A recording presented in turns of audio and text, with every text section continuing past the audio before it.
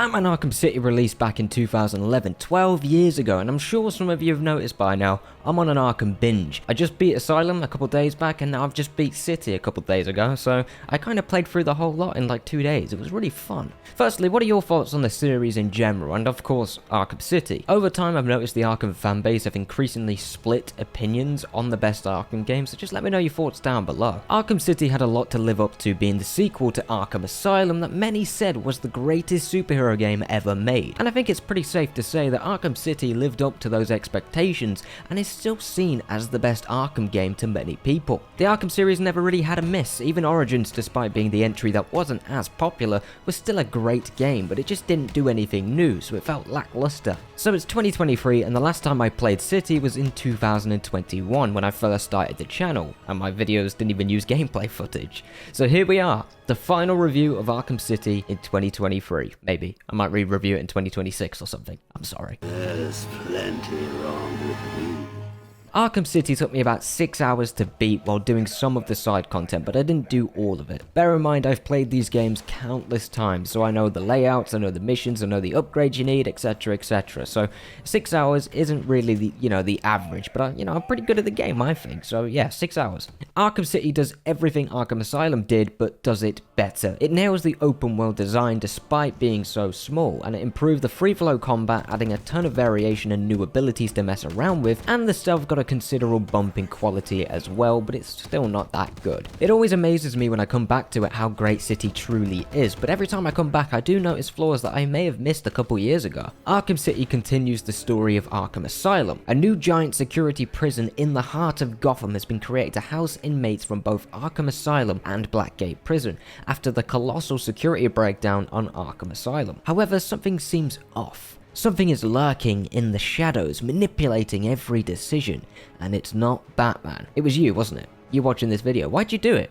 Why did you try and kill Batman? What is wrong with you? Batman decides to check out this new Arkham City to see what's truly going on, and on the way you bump into various villains from his rogues gallery, some of which appeared in Asylum, but you meet some new faces too. Arkham City has basically a perfect story for the sequel to Arkham Asylum. City doesn't drop everything that happened in Asylum. In fact, City goes as far as possible to expand on it and show the consequences of that night. Joker returns, of course, played by Mark Hamill, and it's clear this Joker is not quite the healthy clown prince of crime he once was, which adds a really cool dynamic between him and Batman throughout Arkham City. Replaying City, I was surprised how little Joker is actually featured in this story, but when he's there, it really works. It's really cool. It just shows not making Joker the main villain tends to work better. Hugo Strange takes the reins here as the main villain, if you can call him that. That's the thing with City, there really isn't a main villain. It's just a bunch of characters that serve the plot, and it all connects at the very end, and I really like that approach.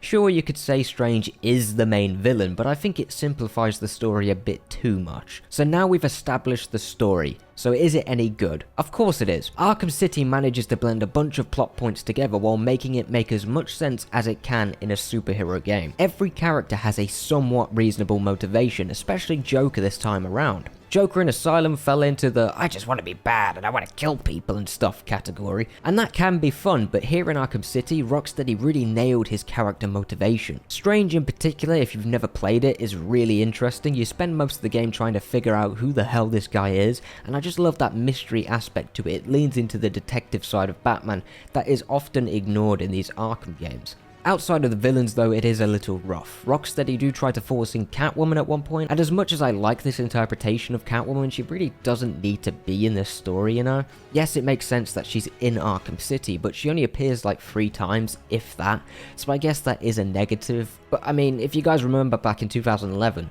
the Catwoman stuff was actually a pre-order bonus. Yeah, all the Catwoman gameplay you couldn't access without pre-ordering or buying it day one, so I think that says enough. This was later released as DLC that you could download, but the point is, this was a pre-order bonus, so it clearly wasn't, super essential. City really does do something magical with how they balance everything. Despite Catwoman, every other villain kind of needs to be here. They all have a role to play, all have interesting gameplay sections, and add something to City's narrative that is needed. Some more than others, but at the end of the day, Arkham Knight really messed this up, so the fact it works in Arkham City is praise I'm willing to give. Arkham City's story is just fantastic, I think, but what do you think? Was there anything you didn't like or wish was changed? Let me know. Oh, and consider smashing the like button if you're enjoying the video. I'd really appreciate it, and maybe stick around by subscribing. What's the worst that could happen? I'll just turn up at your house and just say thank you. I won't do that, I swear.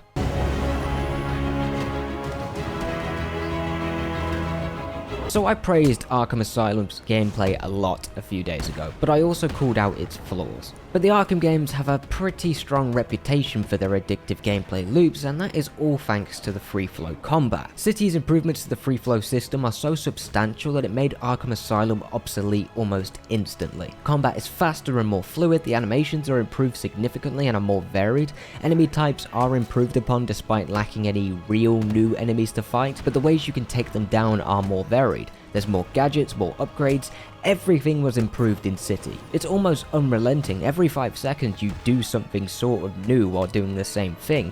It's such an addictive and easy gameplay loop to learn, and it just never stops being fun despite the repetitive nature. Asylum had some problems with the consistency of combat, and that's all gone here as well. They fixed it by making Batman fly around in combat, which yes, it does look kind of dumb, but at the end of the day it's way more fun to play now, so I can accept it. Upgrades, as I said, are plentiful. There are new takedowns, new gadgets, takedown. Oh my god, the gadget takedowns. Whoever said let's do gadget takedowns was a genius. It is so satisfying using every gadget in combat and seeing your XP just jump up an extra 1,000 because you've gotten really good at the game. Plus the animations are really cool. Rocksteady also made sure to offer more choices outside of takedowns for doing well in combat. So you can unlock passive upgrades that just make you more powerful, like critical strikes, which rewards you for not using instant takedowns, making you stronger and faster, which just adds more challenge. And that's what Arkham City needed. It's all about crowd control really, and if you can master that, you will really, and I'm gonna say it, I know you want me to, it makes you feel like Bat. You can finish that line. But as good as the system is, it is too easy. I mean, a 5-year-old could beat this game on the hardest difficulty given enough time. I do hope Rocksteady's Suicide Squad game is more difficult considering they ditched the free flow combat, but we will see.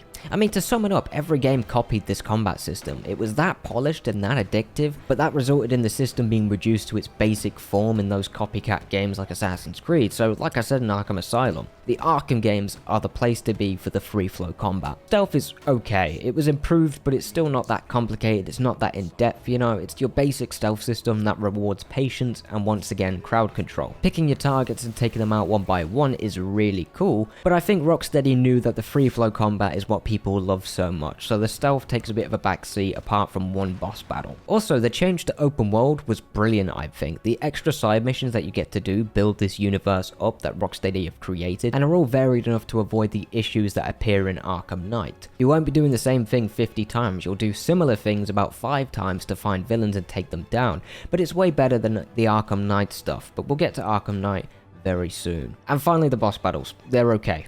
Arkham games never had the best boss battles, even in Arkham Knight, their final game, boss battles weren't great. But of course the big one here is Mr. Freeze. Everyone likes that boss battle, but you know, I've played it so many times now that it is just super easy. It's a lot less engaging this time around, you know what I mean? It's just a natural thing that's going to happen. The more you play something, the more you learn it, the easier it's going to get. It's still a great boss battle, and it's definitely the best in the series in my opinion, but I know some of you really like Arkham Origins, so you know, that's subjective. Let me know your thoughts on the boss battles down below. So yeah, Arkham City is probably still the best Batman game out there right now, even in 2023. But let me know your thoughts. Do you agree? Do you think it's overrated? Do you hate it? You're insane if you hate it, but fair enough, do you? Just let me know down below, and of course, you can watch my Arkham Asylum review. It's ready for you to watch right now if you haven't already. Consider smashing the like button if you enjoyed the video, and maybe stick around by subscribing. What's the worst that could happen? Thank you for watching.